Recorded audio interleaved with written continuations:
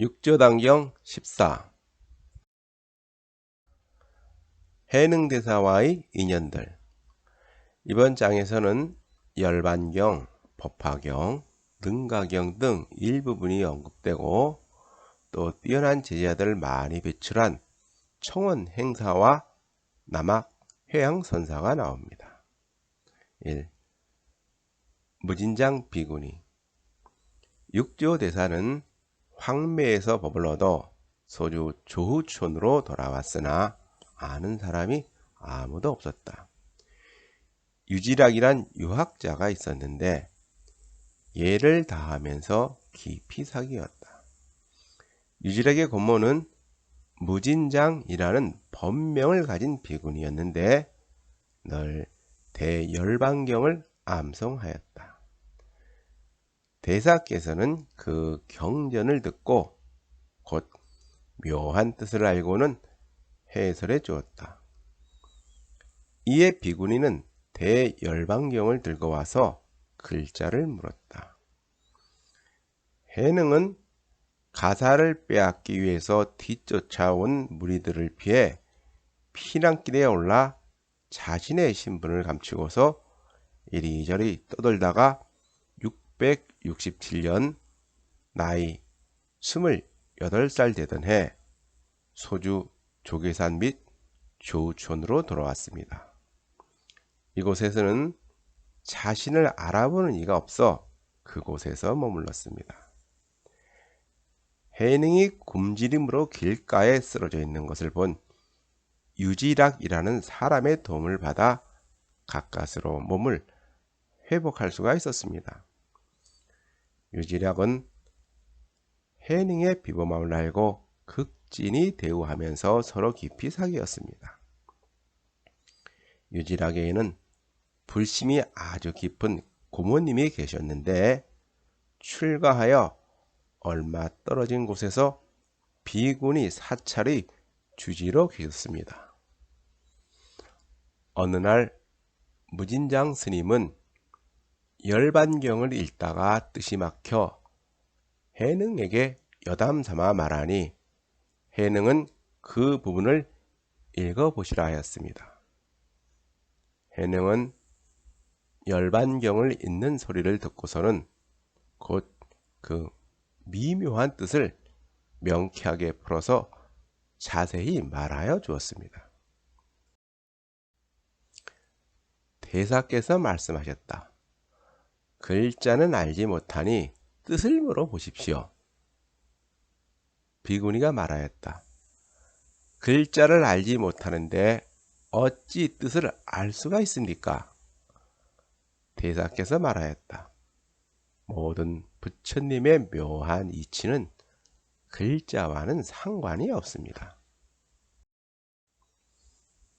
비구니는 놀라서 기이하게 여기고는 마을의 덕이 높은 노인들에게 두루 알리면서 말하였다. 이분은 도를 아는 분이니 청하여 공양을 올려야 합니다. 이에 진무의 고순자인 조숙량이라는 사람과 마을에 사는 사람들이 다투어와서 예를 올렸다. 그때 보림에는 오래된 절이 있었는데 수나라 말기에 전쟁으로 불타서 폐허가 되었다.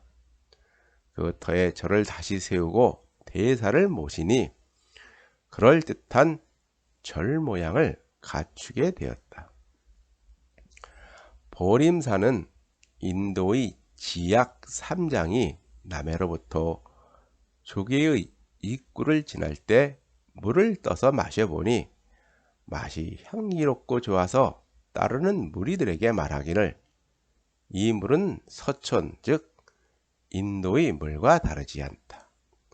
골짜기 상류에는 반드시 절을 지을 만한 좋은 땅이 있을 것이다 하고 말하고는 흐름을 따라 상류에 이르러 사방을 돌아보니 산과 물이 서로를 둘러싸고 봉우리와 산등성이가 기이하고 빼어나 감탄하면서 말하기를 인도의 보림산과 완연히 같구나.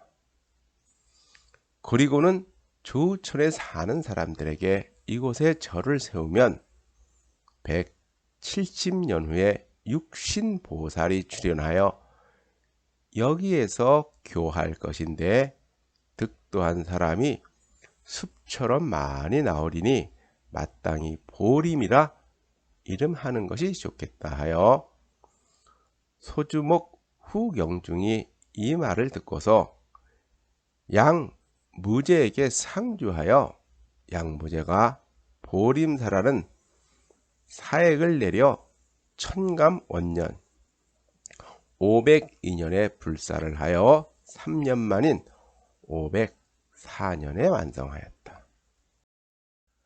해능이 보림에 왔을 때 우리나라는 어느 시기인가요? 중국은 후한이 멸망한 후 남북조 시대를 거쳐 수나라가 천하를 통일했으나 이내 당나라를 세운 이연에게 멸망하였습니다. 이때는 중국은 당나라 고종 측천무후가 정권을 쥐고 있을 시기였습니다. 이 시기에 백제와 고구려가 나당 연합군에 의하여 망했습니다. 이로써 우리 민족은 지금의 만주 지역에서 그 터전을 잃어버리게 되었습니다. 우리가 역사를 돌아보면은 중국이 가장 번성할 시기인 한나라 때에는 고조선이 멸망하였고 당나라 때에는 고구려와 백제가 멸망하였습니다. 우리는 지난 역사에서 오늘의 현실을 잘 알아야 합니다. 대사가 9개월 남짓 머무를 즈음 다시 악당들에게 쫓기게 되어 육지호 대사는 곧 앞산에 몸을 숨겼다. 그들이 불을 놓아 초목이 타오르자 대사는 돌 사이로 들어가 몸을 숨겨 화를 면하였다. 대사가 가부좌를 하고 앉아 있을 때 무릎 흔적과 옷자락 무늬가 남아있는 돌이 있었는데 이로 인하여 피난석이라 부르게 되었다. 대사는 오조께서 회를 만나면 머물고 회를 만나면 숨어라 라고 당부하신 것을 기억하시고는 두 고을로 가서 몸을 숨기었다. 해능은 유지략의 집을 떠나 보림사에서 머물면서 설법을 하였습니다. 다시 세운 보림사 현 남하선사에서 9개월 남짓 머물었을 때 악당들이 거기까지 찾아왔습니다. 그래서 해능은 다시 악당들에 쫓겨 몸을 숨겼습니다. 이후 사냥꾼 무리 속에 숨어 거의 15년이란 세월을 보냅니다. 승려 법회. 법회 스님은 운주 곡강 사람이다. 처음 육조 대사를 찾아와서 말하였다. 마음이 곧 부처다 라는 뜻을 가르쳐 주시길 원하옵니다. 법회는 대범사에서 해능 대사가 설한 법문을 모아 기록하여 법보 단경을 완성하였는데 그 뜻과 이치가 간략하면서도 부처님의 가르침과도 어긋나지 않아서 당시에 크게 성행하였으며 지금까지도 널리 읽혀지고 있습니다. 법회는 모든 일을 도맡아 처리했다고 합니다. 대사께서 말씀하셨다. 앞 생각이 생겨나지 않는 것이 곧 마음이며 뒷 생각이 사라지지 않는 것이 곧 부처입니다. 일체의 상을 이루는 것이 마음이며 일체의 상을 여인 것이 부처입니다. 내가 만약 갖추어 설하더라도 무한한 세월이 지나도 다함이 없을 것입니다. 나의 개송을 들으십시오. 마음을 곧 지혜라 하며 부처가 곧 선정이다. 선정과 지혜가 서로 같으면 마음속은 늘 청정하다. 우리는 앞선 4장에서 정과해, 즉 선정과 지혜는 하나라는 것을 배웠습니다. 이 법문을 깨달은 것은 그대의 본성을 익혀서 비롯된 것이니 본성을 쓰면 생겨남이 없고 선정과 지혜를 닦는 것이 바릅니다. 법회는 한순간에 크게 깨우치고는 개송을 지어 찬탄하면서 말하였다. 마음이 곧 원래 부처이지만 깨우치지 못하여 스스로 꺾였네. 나는 선정과 지혜의 원인을 알았으니 둘을 함께 닦아서 만물을 떠나리라. 3. 승려법달. 승려법달은 홍주 사람으로 7살 때 출가하여 늘 법화경을 외우고 다녔다. 육조대사를 찾아와 예를 올릴 때 머리가 땅에 닿지를 않았다. 법달은 일찍 출가하여 법화경을 3000번이나 읽어서 자부심이 강하다는 것을 알 수가 있습니다. 법달은 아직 해능대사의 법력을 잘 모르고 나름 테스트 중입니다. 법화경은 어떤 경전인가요? 반야경, 유마경, 화엄경과 함께 초기에 성립한 불교 경전으로 여러 번역집이 있는데 대승불교에서는 구마라집의 묘법연화경을 가리킵니다. 이 법화경은 모두 7권 28품으로 되어 있으며 화엄 사상과 함께 중국 불교의 쌍벽을 이루게 된 매우 유명한 경전이라고 합니다. 육조께서 꾸짖으며 말씀하셨다. 예를 올리면서도 머리는 땅에 닿지 않으니 어찌 이리 예의가 없느냐. 너희 마음속에는 반드시 한 물건이 있을 것이다. 어떠한 것을 익혀온 것이나.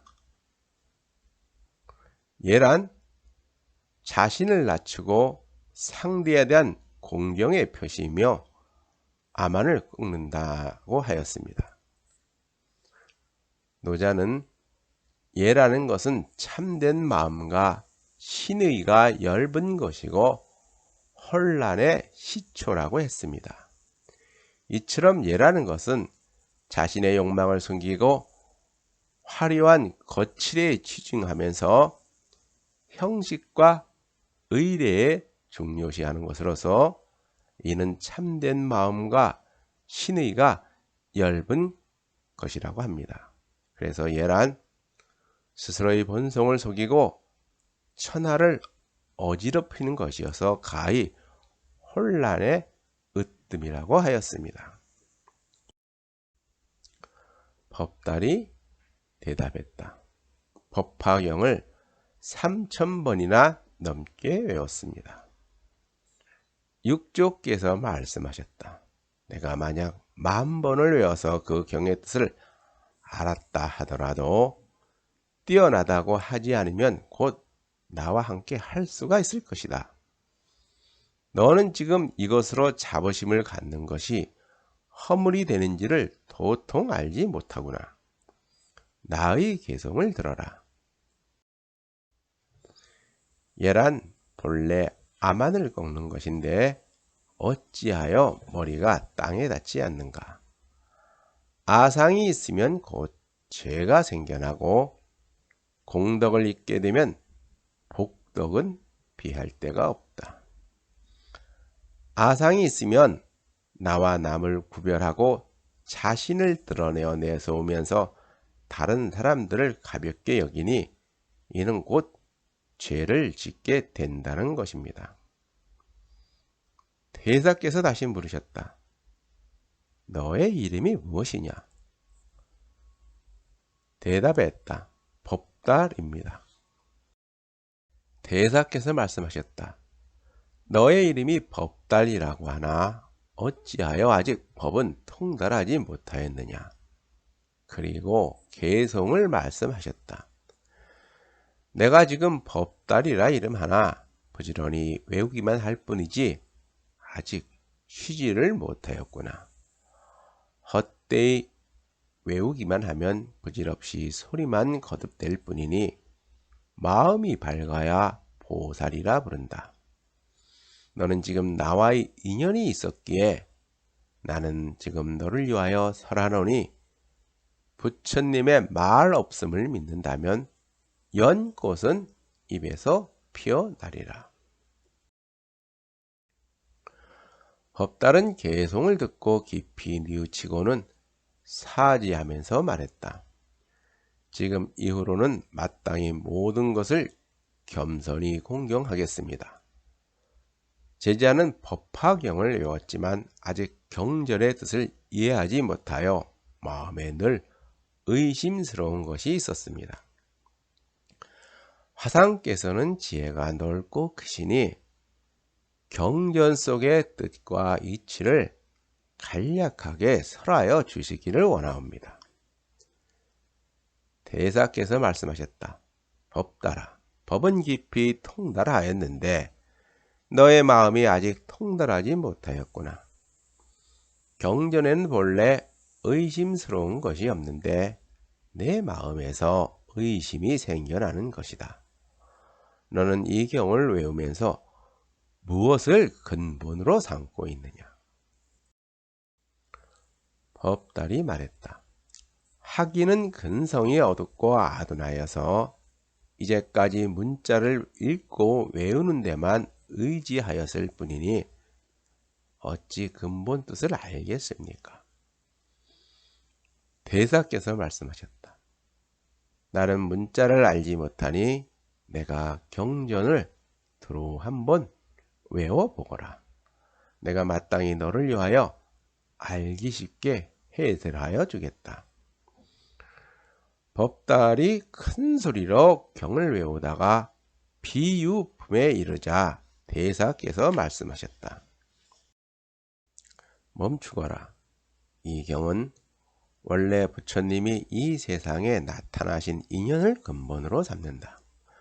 비록 여러 종류의 비유를 들어서 말씀을 하셨지만 역시 이를 벗어나지 않는다. 어떠한 것이 인연인가? 경에 이르기를 모든 부처님과 세존은 오직 일대사 인연으로 세상에 나타난 것이다.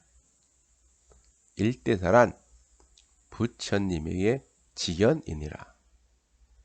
일대사 인연이란 법화경에 모든 부처님은 일대사 인연으로 이 세상에 오신다고 한 것에서 유래된 말로 부처님이 이 세상에 출현한 하나의 목적이란 뜻입니다. 즉 중생을 제도하기 위하여 부처님이 인연을 맺어 세상에 나타나 중생들을 교화하는 것을 말합니다. 세상 사람들은 밖에 미혹되어서 상에 집착하고 안으로는 미혹에 빠져서 공에 집착한다. 만약 상에서 상을 떠날 수 있고 공에서 공을 떠날 수 있으면 이는 곧 안과 밖이 미혹되지 않는다. 만약 이 법을 깨우쳐서 한 생각에 마음이 열리면 이것이 부처님의 직연을 여는 것이다. 밖으로는 허망한 상에 집착하고 안으로는 그릇된 망념에 빠져서 깨달음의 직연을 열지 못한다는 것입니다. 불은 깨달음과 같은 뜻이니 네 개의 문으로 나눈다. 깨달음의 직연을 열고 깨달음의 직연을 보이고 깨달음의 직연을 깨닫고 깨달음의 직연에 들어가는 것이다. 만약 깨달음의 지견을 열어 보여줌을 듣고 깨달음으로 들어갈 수 있으면 곧 깨달음의 지견인 본래의 참된 성품이 나타나게 된다. 너는 경의 뜻을 잘못 이해하지 않도록 조심하여라. 경전에서 가르치는 계시 오입을 다른 사람에게 말하면서 이것은 부처님의 지견이니 우리와는 다르다, 이와 같이 이해하였다면 이는 경전을 비방하고 부처님을 헐뜯는 것이다. 그는 이미 부처님이어서 지견을 갖추었으니 어찌 다시 열 필요가 있겠는가. 이것은 법화경 방편문에 나오는 것으로 여기서 개는 계제로서 중생이 미망을 깨뜨리고 모든 법의 실상을 보는 것입니다.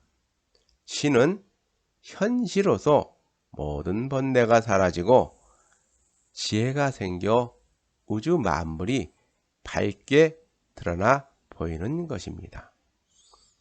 오는 각 오로서 우주의 본체 그대로가 현상이며 현상 그대로가 본체임을 깨닫게 되는 것입니다.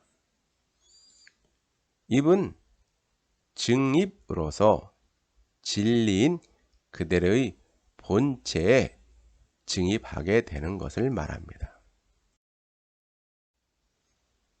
너는 이제 부처님의 지견이라는 것은 단지 너 자신의 마음일 뿐 다시 다른 부처는 없다는 것을 마땅히 믿어야 하느니라.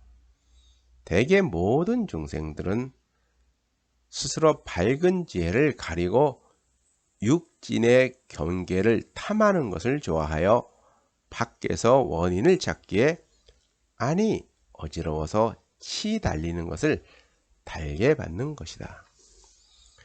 이에 세종께서는 삼매에 들었다가 일어나서 여러 가지 간곡한 말로 수고로이 애쓰는 자들을 쉬도록 권하신 것이다. 밖에서 구하지 않으면 부처님과 다름이 없게 될 것이다. 그러므로 부처님의 지견을 연다고 하는 것이다. 나 역시 모든 사람들에게 늘 자기 마음속 부처님의 지견을 열라고 권한다. 세상 사람들은 마음이 삿되고 어리석고 미혹하기에 죄를 짓는 것이다. 입은 선하지만 마음은 악하여 탐내고 성내고 질투하고 아첨하며 자신은 잘난 척하면서 다른 사람들을 능멸하고 사물들을 해치니 스스로 중생의 지견을 여는 것이다. 만약 마음을 바르게 할 수 있으면 늘 지혜를 내어 자기 마음을 비추어 봐서 악을 멈추고 선을 행하게 되니 이것이 스스로 부처님의 지견을 여는 것이다. 그대는 모림진기 생각 부처님의 지견을 열 것이지 중생의 지견은 열지 말거라. 부처님의 지견을 열면 곧 출세간이요 중생의 지견을 열면 곧 세간이니라. 그대가 만약 힘들게 외우는 것만 고집하면서 이를 공과로 삼는다면 들소가 자기 꼬리를 좋아하는 것과 무엇이 다르겠느냐. 여기서 들소가 자기 꼬리를 좋아하는 것은 즉 이우엠이라는 말은 법화경 방편문에 나오는 구절로 이우는 밭을 가는 들소를 뜻합니다. 이우의 꼬리는 아름다워서 주로 깃발을 만드는 데 사용되는데 들소는 자기의 아름다운 꼬리 때문에 목숨을 잃는다는 것입니다. 법달이 말했다. 만약 그렇다면 단지 경전의 뜻만 이해하면 되지 수고롭게 경전을 외우지 않아도 되겠군요. 대사께서 말씀하셨다. 경전에 무슨 허물이 있기에 어찌 너희 생각을 가로막겠느냐. 미혹함과 깨달음은 사람들에게 있을 뿐이며 이익과 손해는 자기로 말미암아 비롯되는 것이다. 입으로 외우면서 마음으로 행하면 이는 곧 경전을 부리는 것이고, 입으로 외우면서 마음으로 행하지 않으면 이는 곧 경전의 부림을 당하는 것이다. 법화경은 너를 부린 적이 없고 단지 너희 마음이 경전에 부림 당한다는 것입니다. 입으로 외우면서 몸과 마음으로 행하면 경전을 부리는 것이요, 입으로만 외울 뻔 마음으로 행하지 않으면 경전에 이끌려 다니게 되니 곧 경전의 부림을 당한다는 것입니다. 경전의 부림을 당한다는 것은 경전을 아무리 외워도 그 뜻을 알지 못하여 밟지 못하게 되면 경전과 원수가 된다고 했습니다. 그러나 경전에 무슨 죄가 있기에 부리겠습니까? 우리는 세상에 굴림을 당하면서 살아갑니다. 우리는 과거의 나쁜 관습이나 명예, 재물, 권력의 부림을 당하면서 살아갑니다. 우리는 자유롭기를 원하지만 그러나 우리는 무엇으로부터 자유로워지기를 바라는 겁니까? 요즘에 와서 물리학과 뇌과학에서는 결정론과 자유의지에 대한 논의가 하나의 커다란 주제입니다.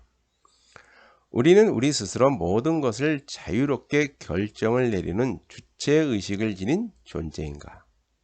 아니면 우주 만물은 물리법칙을 따르기 때문에 모든 것은 빅뱅 이후에 이미 결정되어 있다는 결정론을 따르는 존재인가? 우리 인간도 물리적 법칙을 따르는 기계의 일부이며 우리 뇌 속에 흐르는 신경세포도 물리법칙을 따르기 때문에 우리는 자유의지가 없는 기계의 일부인가? 아니면 우리는 모든 것을 자유롭게 결정 내리는 주체의식을 가진 존재인가? 라는 것이 하나의 커다란 주제입니다. 이것은 반야신경의 강의에서 자세히 다루겠습니다. 나의 개성을 들어라. 마음이 미혹되면 법화경이 나를 부리고 마음을 깨달으면 내가 법화경을 부린다. 경전을 오래도록 외워도 밟지 못하면 경전의 뜻과는 원수의 집이 된다.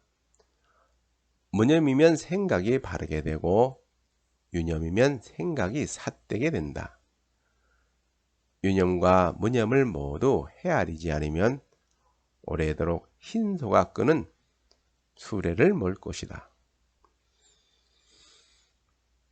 여기서 배국어는 법화경에 나오는 세 마리 짐승, 즉 양, 사슴, 흰소 중 하나인 흰소가 끄는 수레를 말하는 것으로서 최상승법을 비유하는 말입니다. 법달이 개송을 듣고서 자기도 모르게 눈물을 흘리다가 한순간에 크게 깨닫고서 육조대사께 말씀드렸다. 법달은 옛적부터 지금까지 참으로 법화경을 부린 적이 없었고 도리어 법화경에 끌려다녔습니다. 그리고 다시 여쭈었다. 경전에서 이르기를 모든 대성문과 보살에 이르기까지 모든 생각을 다하여서 함께 헤아려도 부처님의 지혜는 가늠할 수 없다고 했습니다. 이제 범부들로 하여금 단지 자기 마음을 깨달으면 부처님의 지견이라고 하시니 자신이 상근기가 아니면 의심과 비방에서 벗어나지 못할 것입니다. 또 경전에서 말한 세 개의 수레, 양과 사슴이 끄는 수레와 흰소가 끄는 수레는 어떻게 구별합니까? 화상께서 다시 가르침을 주시기를 바랍니다. 대사께서 말씀하셨다. 경전의 뜻은 분명한데 그대 스스로가 미혹되어서 어긋나는구나. 모든 삼승인, 성문, 영각, 보살들이 부처님의 지혜를 가늠할 수가 없다고 하는 것은 헤아릴 수 있을까 근심하는 것이 있기 때문이니 비록 그 모든 생각을 충분히 다하여서 함께 추구하더라도 더욱더 멀어질 뿐이다. 부처는 본래 범부를 위해서 설하였지 부처를 위해서 설하지 않았다. 이 이치를 믿지 않는 자는 자리에서 물러나 다른 것을 쫓으니 흰소가 끄는 수레에 앉아 있다는 것을 전혀 알지 못하고 다시 문 밖에서 세 개의 수레를 찾는다. 하물며 경전에서 너에게 분명하게 말하고 있다. 오직 일불승만 있을 뿐이지 나머지 이불승, 삼불승 같은 것이란 없다. 무수히 많은 방편들과 갖가지 인연과 비유의 말들 모두는 이 법인 일불승을 유하기 때문이다. 너는 어찌하여 깨닫지를 못하는가? 부처님이 49년 동안 법을 설한 그 내용은 모두 84,000 경전 속에 있지만 부처님은 한 말씀도 하지 않았다고 하였습니다. 단지 상대에 대하여 진리의 방편을 말했을 뿐이라는 것입니다. 그러니 경전 또한 그러하다는 것입니다. 그러면 법화경의 핵심 사상이라고 할 수 있는 회삼 규일이 등장하는 방편품을 살펴보겠습니다. 회삼 규일이란 삼승이 일불승으로 통일되는 것을 말합니다. 여기서 삼승이란 아라한 경지에 이른 성문승, 12연기의 이치를 깨달은 연각승, 대승불교에서 말하는 보살승을 말합니다. 성문승과 연각승은 홀로 이 세상의 온갖 번뇌에서 벗어나는 것을 목표로 하는 소승불교이고, 보살승은 일체 중생을 제도하는 것을 목적으로 하는 대승불교를 가리키는 말이라고 할 수 있습니다. 부처님은 진정한 가르침은 오직 하나이며 제2, 제3의 가르침은 없다고 단호하게 말했습니다. 경전에도 분명히 나왔듯이 일불승만 있다는 것입니다. 그러나 타락한 시대의 중생들이 그 말을 이해하지 못하는 까닭에 열에는 방편을 써서 삼불승을 말했다고 합니다. 이것을 삼승 방편, 일승 진실, 즉 삼승은 방편이며 일승이 진실이다 라는 말로 부르기도 합니다. 세 개의 수레는 거짓이며 옛적을 유함이며 일불승은 진실이며 지금을 유한 것이기 때문이다. 너에게 거짓을 버리고 진실로 돌아오도록 가르쳤을 뿐이니 진실로 돌아온 다음에는 진실이란 이름 또한 없는 것이다. 마땅히 알아야 한다.